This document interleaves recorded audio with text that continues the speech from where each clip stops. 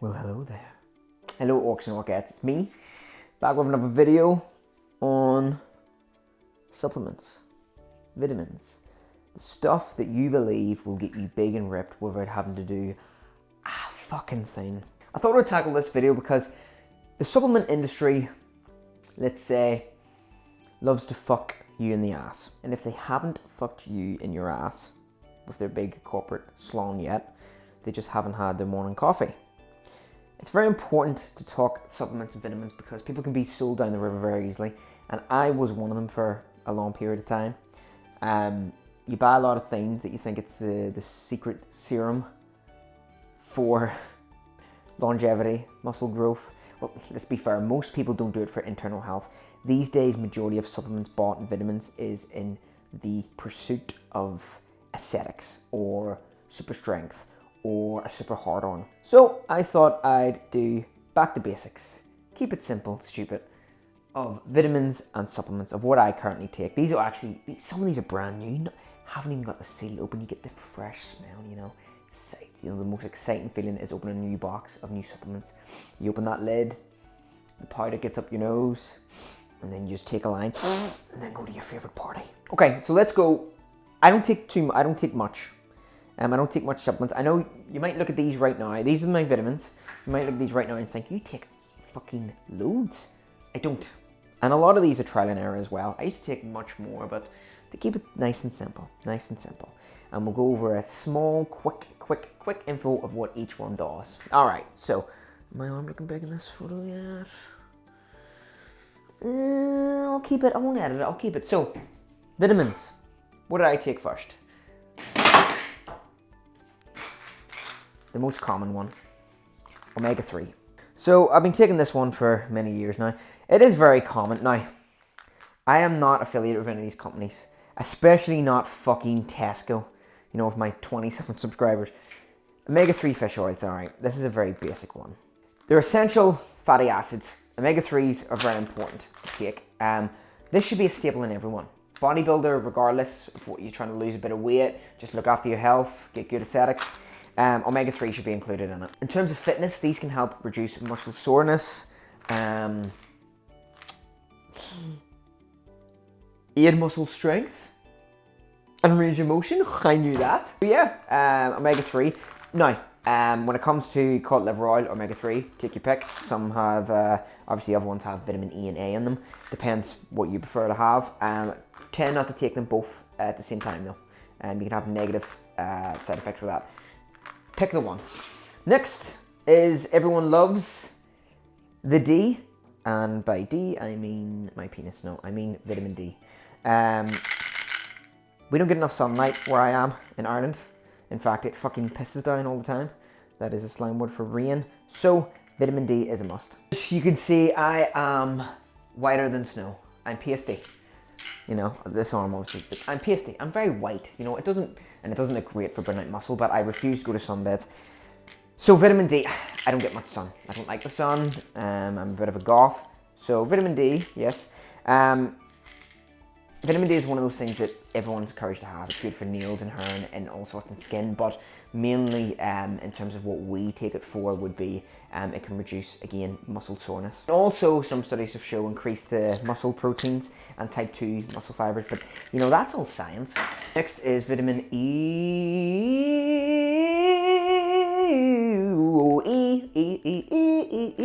vitamin E. Shiny vitamin E on the shopping channel tonight.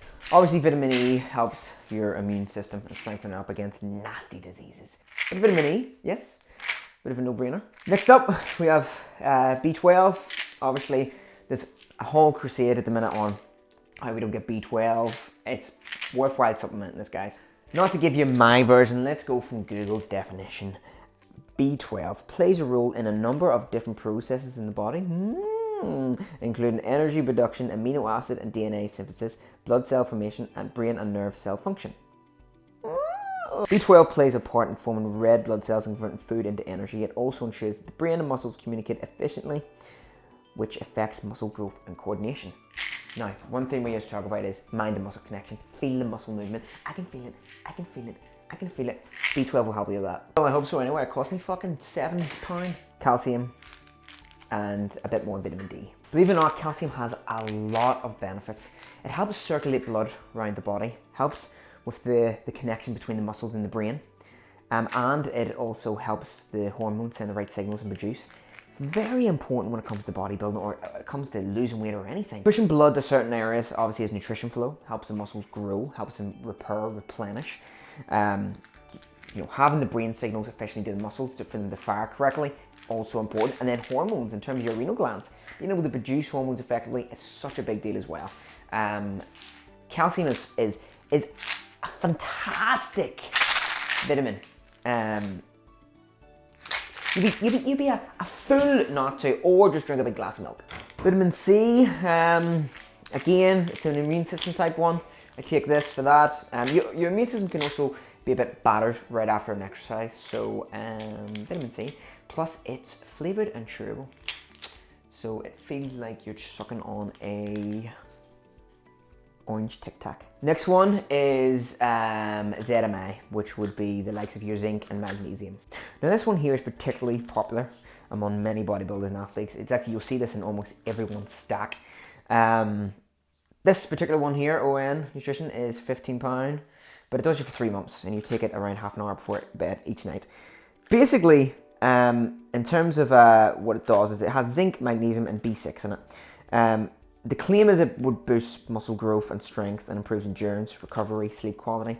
But it also has been shown to improve a bit of testosterone, testy test. One study on this back in 2000, I believe, researchers gave a bunch of football players working out twice a day this, and in 7 weeks they're to test.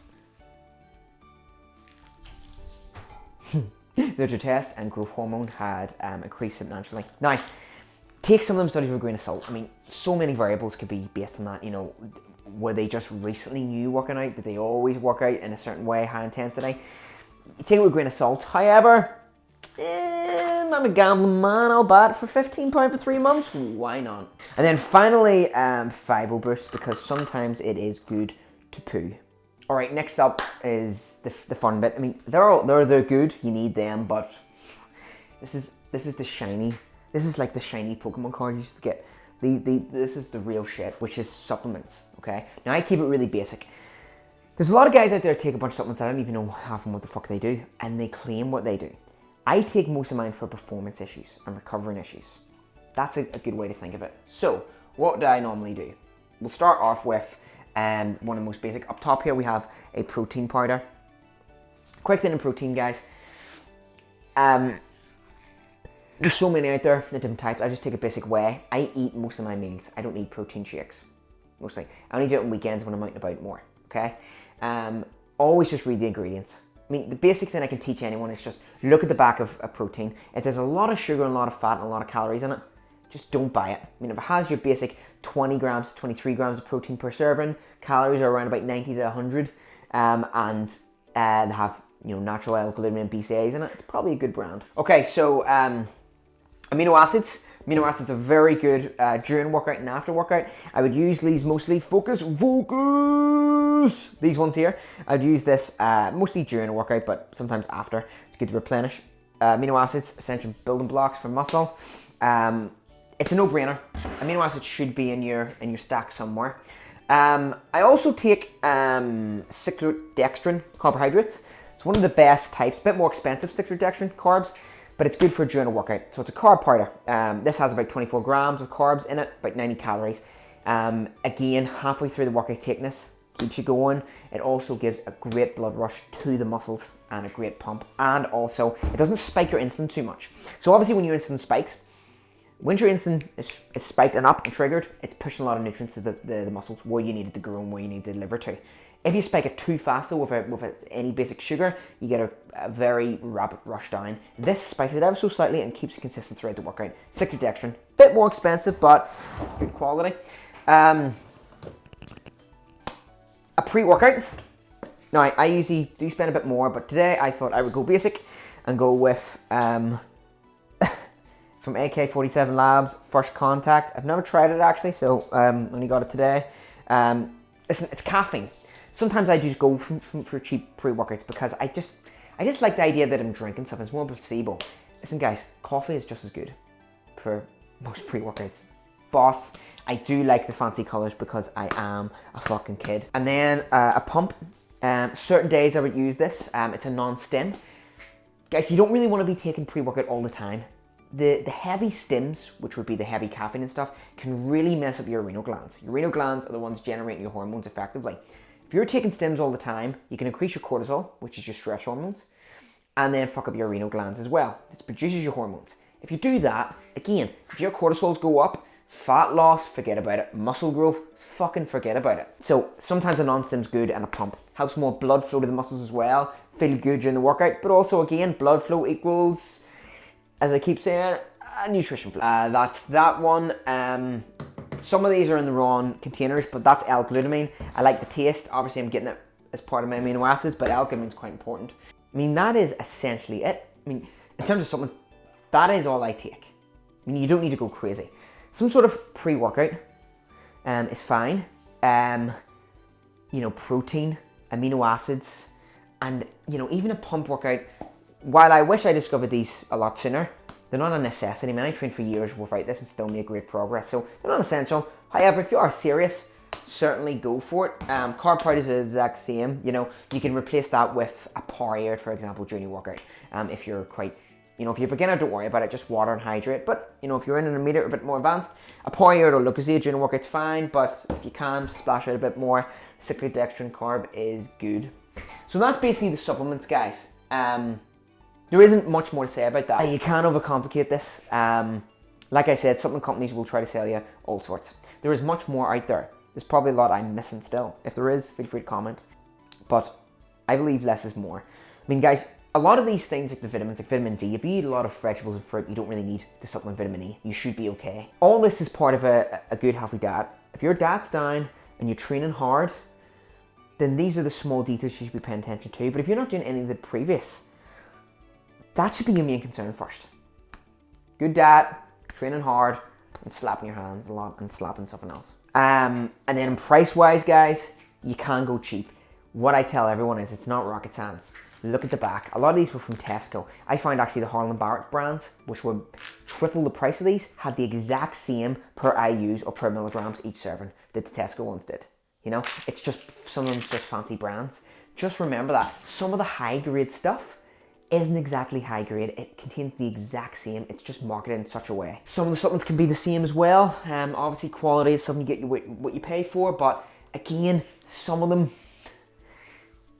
I don't know, supplement industry again, man, he's fucking you up the ass. Anyway, for more free advice, you can find me over at carl_gibson_training, and you can find us at www.theorcsden.com for programs, diet advice and such. And, you know, subscribe, click the little bell, like it, let all your friends know. That'll be good. And I'll see you next time. Goodbye.